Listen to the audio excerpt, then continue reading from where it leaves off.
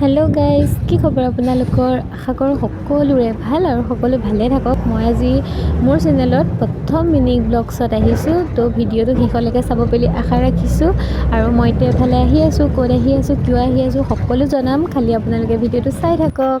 গাড়ীৰ পৰা নামি পেলাই এতিয়া দুইজনী আহি আছোঁ।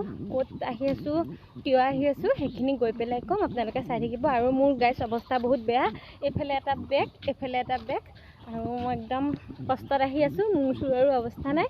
তাই কিন্তু আৰামত আহি আছে দেই। এইখনেই মোৰ মাহী ঘৰ, আমি আহি পাই গ'লোঁ। সেয়া আমি আহি পাই গ'লোহি। ক'ত আহিছোঁ জানেনে?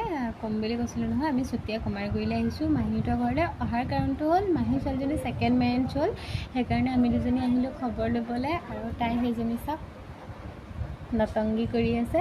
ঠিক আছে, আজিলৈ ইমানতে মিনি ব্লগটো সামৰিছোঁ। ভাল লাগিলে লাইক কমেণ্ট প্লিজ ছাবস্ক্ৰাইব কৰিব মোৰ চেনেলটো। Bye bye.